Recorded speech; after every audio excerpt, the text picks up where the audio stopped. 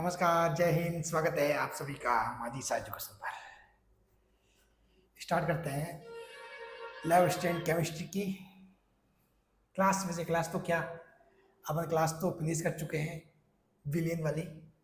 तो अब बारी है अपने विलियन वाली जो क्लास फिनिश की है उसके अब तक के पूछे गए सवालों को सॉल्व करने की, कि जो 2016 से लगाकर 2016, 18 और 2022 की जो दोनों शिफ्ट, 28 वाली 19 वाली शिफ्ट में जो सवाल पूछे गए उनको अपन सॉल्व करते हैं कि किस टाइप के सवाल आए, कैसे सवाल आए। ठीक है, अपन जो पढ़ा उससे सॉल्व हो रहे हैं कि नहीं हो रहे, क्या चीज़ है।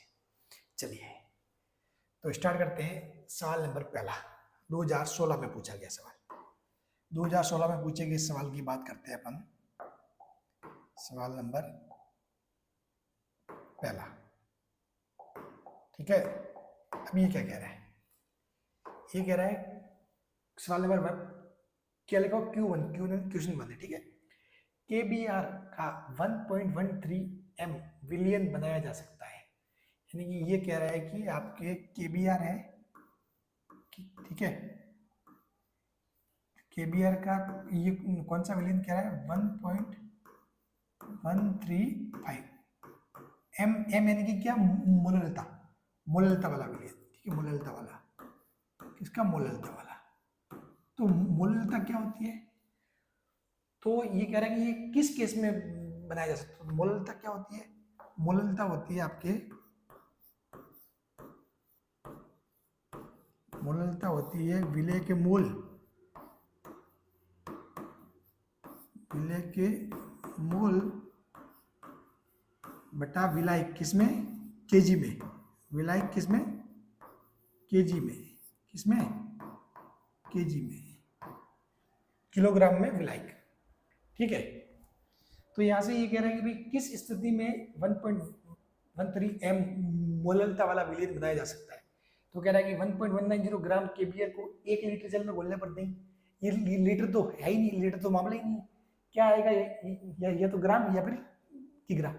तो अपने को पता है 1.135 मोल केबीआर को 1 किग्रा जल में घोलने पर। तो देखो इससे हो रहा है आपको, अगर इसके मोल कितने हैं, 1.135 मोल है और 1 किग्रा विलायक कितना है, 1 किलो। तो देखो ये निकल के आ रहा है 1.135 m। स्मॉल m किसको शो करता है, मोललता को। तो बस सिंपल सी बात है, ये हो गया, ठीक है भाई। मोललता क्या होता है, मोललता आपके क्या होता है, ये तो होता है विलय के मूल बटा, विलय के मूल बटा विलायक। इसमें हो गया विलायक केजी में, विलायक किसमें हो गया, केजी में, ठीक है। चलो तो 1.135 इसके केबीआर के मूल बटा 1 किग्रा, 1 केजी, ठीक है। तो 1.135 m, बात क्लियर। चलो नेक्स्ट 2016 का नेक्स्ट सवाल है। कॉलम 1 में दिए गए आइटम को कॉलम 2 में दिए गए विलियनों के प्रकार से सही ढंग से मिलाए। यानी कि ये दिया हुआ आपको कॉलम 1 और कॉलम 2, इसमें से कौन सा सही है, कौन सा सही है। तो इसने फर्स्ट जो बोला है कि भाई कार्बोनिकृत, कार्बोनिकृत वो होता है कि भाई जैसे कि सोडा जल, सोडा जल, ठीक है। तो सोडा जल क्या होता है आपके, जल में गैस का मिश्रण, जल में CO2 गैस मिली होती है। जो सोडा होता है, सोडे में क्या होता है, जल में CO2 गैस, जल प्लस गैस। तो एक्चुअली वो तो क्या होता है, ये जो ए होगा वो किसका होगा, जल और गैस का विलयन है। लेकिन आपको दिया हुआ क्या, ठोस का द्रव में विलयन, नहीं, ये गलत है, ठीक है। नेक्स्ट कह रहा है गैसोलीन। तो गैसोलीन तो क्या होता है, गैसोलीन होता है द्रव का द्रव में, गैसोलीन क्या होता है, द्रव प्लस द्रव, क्योंकि इसमें क्या होते हैं, हाइड्रोकार्बन मिले हुए होते हैं। गैसोलीन क्या होता है, हाइड्रोकार्बन, हाइड्रोकार्बन का मिश्रण होता है, ठीक है। तो गैसोलीन होता है वो क्या होता है, हाइड्रोकार्बन का मिश्रण, ठीक है। तो ये क्या होता है, हाइड्रोकार्बन का मिश्रण होता है, हाइड्रोकार्बन का मिश्रण होता है। यानी कि ये क्या होता है, गैसोलीन, गैसोलीन होता है द्रव द्रव का विलयन होता है। गैसोलीन क्या होता है, द्रव द्रव का विलयन होता है। तो ये भी सही नहीं है, इसने तो क्या दे रखा है, गैस का द्रव में विलयन दे रखा है। फिर कह रहे जर्मन सिल्वर। तो जर्मन सिल्वर क्या होता है, जर्मन सिल्वर होता है आपके कॉपर, ठीक है, जिंक और निकल, कॉपर, कॉपर जिंक और निकल, इन तीनों का मिश्रण होता है जर्मन सेलुलर। और ये क्या होता है, ठोस ठोस का विलयन, ये भी ठोस ठोस ठोस। तो ये क्या होता है, ठोस ठोस का क्या होता है, विलयन होता है। यानी कि ये सी ऑप्शन क्या है, सही है, सी ऑप्शन सही होगा जर्मन सेलुलर।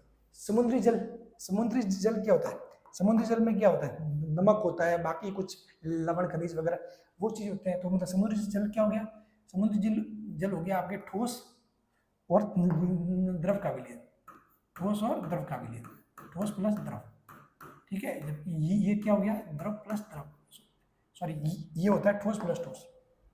ठीक है, ये होता है आपके ठोस प्लस ठोस। तो एक्चुअली में सही कौन सा हुआ भाई, ये होता है आपके रियल में जल और गैस का मिश्रण। इसने दिया ठोस ठोस का द्रव, तो गलत, गैसोलीन गैस का द्रव में नहीं, ये द्रव द्रव होता है। और जो जर्मन सेलुलर है वो ठोस ठोस, यस वो ठोस ठोस होता है। समुद्री जल क्या होता है, ठोस मिला हुआ होता है किसमें, द्रव में, यानी कि जो नमक वगैरह है, जो लवण है, बाकी के जो कुछ भी अशुद्धियां है वो किसमें मिली होती है, द्रव में मिली होती है। ठीक है, तो वो होता है ठोस द्रव का विलयन। तो सही कौन सा हुआ, ये सी सही हुआ, बाकी क्या तीनों जो दिए हुए वो क्या गलत है, अदर। ठीक है, चलिए, किसी विलयन के अणुसंख्यक गुणधर्म निर्भर करते हैं, 2016 का सवाल है, ध्यान रखना। ठीक है, किसी विलयन के अणुसंख्यक गुणधर्म निर्भर करते हैं, विलायक के कणों की प्रकृति नहीं, विलय के जो कण है उनकी संख्या पर। तो यस, विलय के जो कण है उनकी संख्या पर निर्भर करते हैं, विलय के कण की प्रकृति नहीं, विलय के कणों के भौतिक गुण नहीं। जो अणुसंख्यक गुणधर्म है वो क्या करते हैं, अणुसंख्यक गुणधर्म केवल विलय के कणों की संख्या पर निर्भर करते हैं, केवल विलय के कणों की संख्या पर निर्भर करते हैं। ठीक है, केवल विलय के कणों की संख्या पर निर्भर करते हैं, यानी कि बी ऑप्शन हो जाएगा करेक्ट। ठीक है, विलय के जो कण है उनकी संख्या। ठीक है, चलिए अब बात करते हैं लैब असिस्टेंट 2018 के सवाल की। लैब असिस्टेंट 2018 में जो सवाल पूछे गए, 2016 वाला देखो, 2016 वाला वैसे पेपर टफ था, लेकिन ये सवाल देखो बहुत सिंपल है। ये भी एक सवाल बहुत सिंपल सवाल था, इसमें भी कुछ है नहीं। ठीक है, आप मतलब ऐसे देख के डर जाओगे सर जी क्या क्या है, लेकिन नॉर्मल सी बात है भाई। मोललता क्या होता है, मोललता होता है विलय के मोल बटा विलायक किसमें, किलोग्राम में, बस 1 किलो विलायक में उपस्थित विलय के मोल। ठीक है, ये सवाल आप कर सकते थे सिंपल सा। ठीक है, और ये भी ठीक था। चलो, लैब असिस्टेंट 2018 का सवाल है, निम्नलिखित में से कौन सी स्थिति आदर्श विलयन के लिए सही नहीं है। तो आदर्श विलयन के लिए क्या है, मिश्रित करने पर आयतन में कोई परिवर्तन नहीं होता, तो ये तो ठीक है। मिश्रित करने पर एंथैल्पी में कोई परिवर्तन नहीं होता, तो ये भी ठीक है। ये राउल्ट के नियम का पालन करते हैं, ये भी ठीक है। विलय का आयनीकरण कम होना चाहिए, तो ये क्या है, ये कोई ऐसा कोई संबंध नहीं है, तो ये सही नहीं है। विलय का आयनीकरण कम ज्यादा की बात नहीं की उसमें, यही बात की सिर्फ आयतन में परिवर्तन डेल्टा वी, ठीक है, डेल्टा एच, ये और ये राउल्ट के नियम का पालन किया जाना चाहिए। ठीक है, चलो 2018 का सवाल, ये बहुत शानदार सवाल है। 1 मोल NaCl के 1000 ग्राम जल युक्त विलयन में NaCl की मोल पिंड है। अब देखो ये क्या कह रहा है, सवाल को ध्यान से पढ़ना। 1 मोल NaCl के 1000 ग्राम जल युक्त विलयन, तो जल का जो द्रव्यमान कितना है, जल का द्रव्यमान दिया हुआ है, जल का द्रव्यमान दिया हुआ है 1000 ग्राम, 1000 ग्राम। तो जो जल के मोल होंगे वो कितने होंगे, जल के मोल होंगे वो होंगे आपके 1000 बटा 18। 18 कहाँ से आया आपको पता है, H2O का जो अणुभार है वो कितना होगा भाई, 2 × H का 1 और ऑक्सीजन का 16, तो कितना होगा 18 ग्राम। ठीक है, 18 ग्राम किसके लिए, 1 मोल के लिए, 1 मोल के 18 ग्राम, ठीक है। हाँ, तो वो होता है आपके अणु भार या फिर मोल द्रव्यमान, ठीक है। तो 1000/18 ये हो गया, ये हो गए आपके जल के मोल। ये कह रहा है कि जल युक्त विलयन में NaCl की मोल भिन्न, तो आपको निकालना है NaCl की मोल भिन्न। तो NaCl की मोल भिन्न क्या हो जाएगी, NaCl की मोल भिन्न हो जाएगी कि भी NaCl के मोल बटा जल प्लस NaCl के मोल।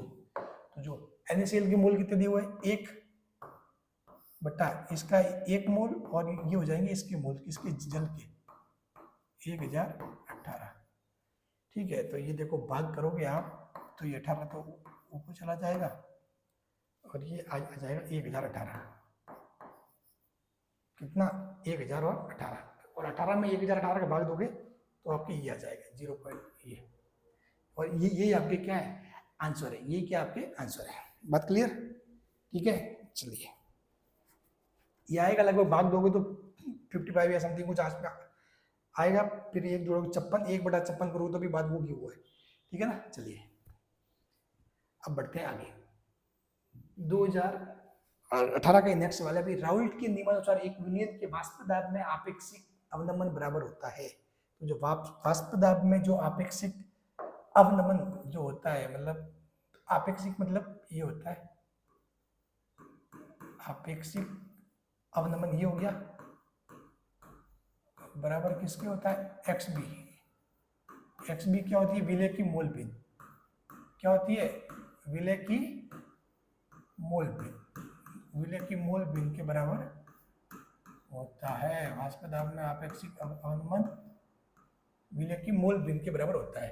तो देखो विलय, बहुत सारे लोग जल्दबाजी में या टिक विलय के मोल, विलय के मोल नहीं, मोल भिन्न के इस्तेमाल पर, क्योंकि ऑप्शन को अच्छे से देखना, अगर कोई दूसरी चीज नहीं होती, ठीक है, अगर मोल भिन्न का नाम नहीं होता फिर हो सकता था ये चीज सही हो, क्योंकि ये भी आएगा जब भाई मोल भिन्न में मोल आता ही है ऑटोमेटिकली, ठीक है। लेकिन बाकी ऑप्शन ध्यान से देखने, इसने ये देखा कि विलायक की तो बात है नहीं, विलायक के मोल भिन्न, चलो विलायक के मोल, विलय के मोल भिन्न, तो ये डी ऑप्शन ये आपके बैठ जाएगा करेक्ट, ठीक है। विलय के मोल भिन्न, XB क्या होती है, विलय के मोल भिन्न, ठीक है।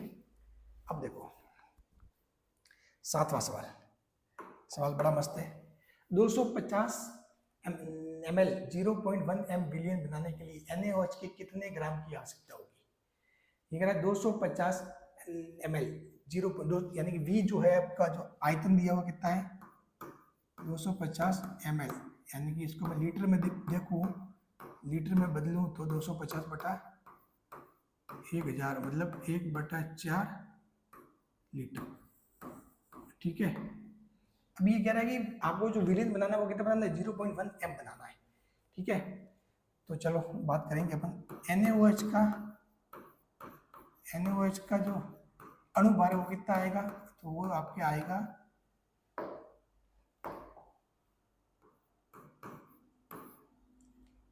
NaOH का जो अणुभार है वो आएगा 23, 16 और 1, तो ये आ जाएगा 23 और 16 39 और 1 40 ग्राम।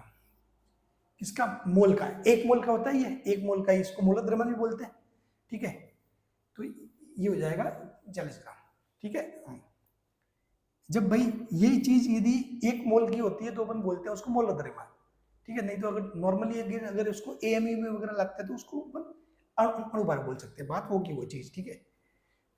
तो NaOH का अणुभार वो आ जाएगा 40 ग्राम। अब देखो, अब ये कह रहा है NaOH के कितने ग्राम की आवश्यकता होगी। माना NaOH के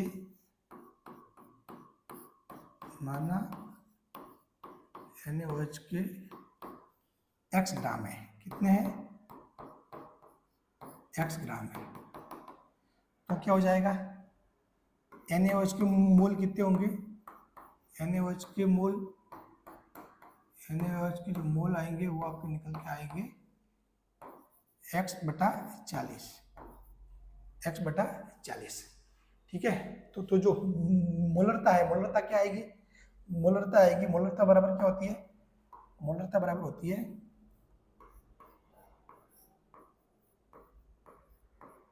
मोलरता बराबर क्या होता है, मोल बटा विलयन का आयतन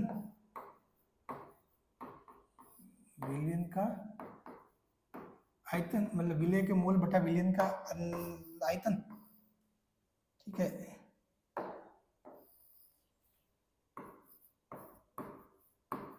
विलय के मोल बटा विलयन का आयतन। देखो आपकी मोलरता पहले से कितनी दी हुई है, 0.1 m, 0.1, ठीक है।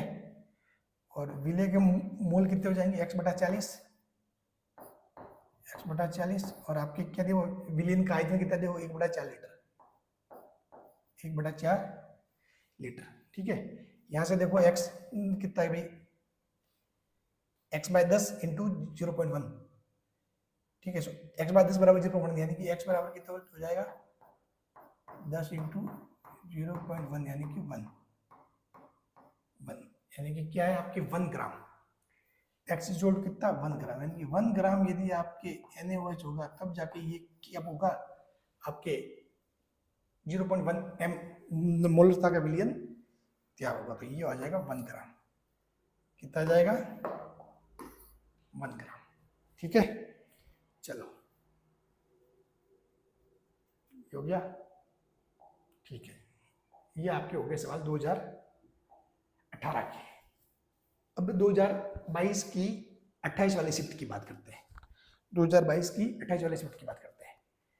सवाल नंबर 8वां, ये कह रहा है यदि ए क्या नॉर्मलता है, बी मोलरता है, तब नॉर्मलता व मोलरता में सही संबंध है यदि एम व ई, एम दिया हुआ है अणुभार व ई दिया हुआ तुल्यकी भार।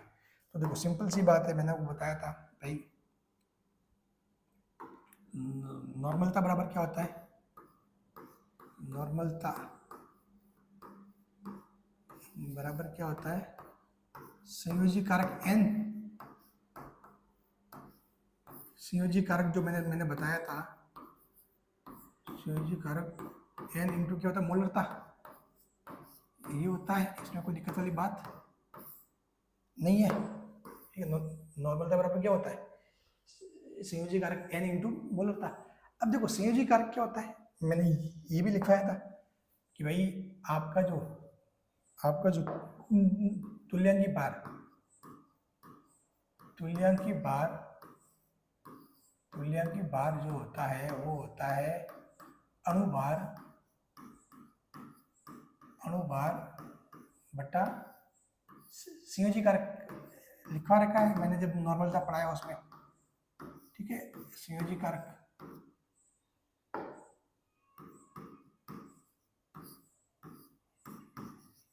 ठीक है। तो यहां से देखो नॉर्मलता अगर आप सही से रखोगे तो यहां से आप देखोगे तो नॉर्मलता बराबर संयोजी कारक की जगह क्या लिख सकते हो आप, अणुभार बटा तो तुल्यांकी भार, ठीक है भाई। संयोजी कारक की जगह क्या आ जाएगा, ये बटा में आ जाएगा, ठीक है। अणुभार बटा तुल्यांकी भार आ जाएगा, ठीक है। तो मतलब संयोजी कारक की जगह लिख दिया आपने अणुभार, संयोजी कारक की जगह लिख दिया आपने अणुभार बटा तुल्यांकी भार, ठीक है, तुल्यांकी भार, अणुभार बटा तुल्यांकी भार इंटू मोलरता, इंटू क्या जाएगा, मोलरता। अब देखो इनके मान रख दो, इनका भाई क्या क्या नाम दिया हुआ है, नाम क्या क्या दिया हुआ है देखो। इन्होंने बोला है कि जो नॉर्मलता को बोल दिया ए, चलो कोई बात नहीं, नॉर्मलता को ए बोल दिया, ठीक है। मोलरता को बी बोल दिया, चलो मैंने बी लिख दिया। अणुभार को इन्होंने बोल दिया एम, जो तुल्यांकी भार है उनको बोल दिया ई, तुल्यांकी भार को ई बोल दिया, यानी कि ये क्या हो गया, ऑप्शन ए हो गया करेक्ट, ऑप्शन ए हो गया करेक्ट, ठीक है। चलो 90, निम्नलिखित विलीनों में से किसका प्रसारण दाब उच्चतम होगा। तो जो प्रसारण दाब होता है वो क्या होता है, pi is equal to C S T. अब देखो एस नियतांक है, ठीक है, टी भाई ताप की बात की नहीं है, इसका मतलब ताप भी समान है, सी यानी कि सांद्रता, तो सांद्रता भी देखोगे तो क्या समान है, ठीक है। लेकिन यहाँ पर एक चीज फैक्टर आता है, तो वो आपको ध्यान रखना है, वो अपन ने लिखा नहीं, और वही जरूरी है, वही यहाँ पे क्या सारा डिफरेंस करेगा, आई CST, ICST, ठीक है। देखो CSNT क्या है, समान है सभी के लिए, CSNT समान है, ठीक है। तो जिसके लिए I का मान ज़्यादा होगा उसके लिए क्या होगा, वो दाब ज़्यादा होगा। तो इसके लिए जो I है, जो यूरिया है, यूरिया और ग्लूकोज, ऑप्शन बी और डी, इनका ना तो संयोजन होता है ना ही वियोजन होता है, ठीक है। तो उनके लिए तो सिर्फ CST होगा। चलो जब अब बात करते हैं NaCl की, तो NaCl के लिए I इक्वल टू 2 आ जाएगा। NaCl के केस में I इक्वल टू 2 और BaCl2 के केस में I इक्वल टू 3, क्योंकि ये 3 पार्ट में टूटता है, ठीक है। तो I इक्वल टू 3 आ जाएगा। तो यहाँ क्या हो जाएगा, BaCl2 के लिए हो जाएगा, ये BaCl2 के लिए लिखोगे ना पाई, तो वो आपके आ जाएगा 3CST, समझ गए। यही आप यदि NaCl के लिए लिखोगे तो ये हो जाएगा 2CST, क्योंकि I का मान 2 हो जाए। लेकिन आप यूरिया और इसके लिए लिखोगे तो वो क्या, वो सिर्फ CST, यानी कि यूरिया और आप ग्लूकोज के लिए लिखोगे, यूरिया और ग्लूकोज के लिए लिखोगे तो वो आएगा सिर्फ CST। तो सबसे ज़्यादा किसके लिए होगा, BaCl2 के लिए। किसके लिए होगा, BaCl2, इसका प्रासरण दाब उच्चतम होगा। बात क्लियर। चलो, तो किसका प्रासरण दाब उच्चतम है वो चीज़ आपको समझ में आ गई। अब देखो नेक्स्ट, निम्नलिखित में से कौन सा राउल्ट नियम से सकारात्मक विचलन नहीं दिखाता। यानी कि ये कहने का मतलब है कि सकारात्मक विचलन नहीं दिखाता, मतलब आपने ढूंढा है कि नेगेटिव विचलन। तो नेगेटिव विचलन वाला क्या होता है, ये होता है, ये वाला हो जाएगा भाई बेंजीन। और ये बाकी तो सारे किसके पॉजिटिव के। इसमें मैंने लिखा था आपको, ये मैंने लिखा भी रखा था कि भाई क्लोरोफॉर्म, तो मैंने लिखा था ऐसे प्लस C6H6, ये क्या करता है, नेगेटिव विचलन। ये क्या शो करता है, ऋणात्मक विचलन शो करता है, ऋणात्मक विचलन क्या दिखाता है, ऋणात्मक विचलन दिखाता है, ठीक है। तो बेंजीन और क्लोरोफॉर्म। लास्ट सवाल, लैब असिस्टेंट 2022 के 29 वाली शिफ्ट में एक ही सवाल पूछा गया था, ठीक है। 29 वाली शिफ्ट में कितने सवाल आए थे, एक ही सवाल आए थे। ये क्या कह रहा है कि भाई यदि P0 और P विलायक और उसके विलय के वाष्प दाब है, तो विलय के मोल प्रपाज है, तब संबंध है। तो आपको पता है ये संबंध सिर्फ एक की फॉर्म में दिया हुआ, मतलब इसका मतलब ये है कि ये कह रहा है कि आपका विलय कैसा है, अवाष्पशील है। विलय कैसा है, अवाष्पशील है। तो जो P मतलब ये क्या होता है फॉर्मूला, भाई P0 और P क्रम से विलायक और उसके विलयन के। तो देखो आपको ध्यान होगा कि भाई विलयन का वाष्प दाब,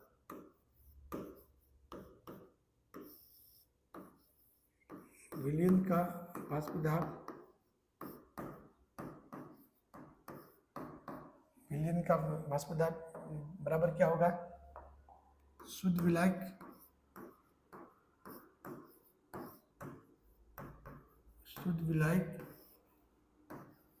का वाष्प दाब इंटू उसकी मोल पिन, इंटू विलायक की मोल पिन, इंटू क्या होती है, विलायक की मोल पिन होती है, ठीक है।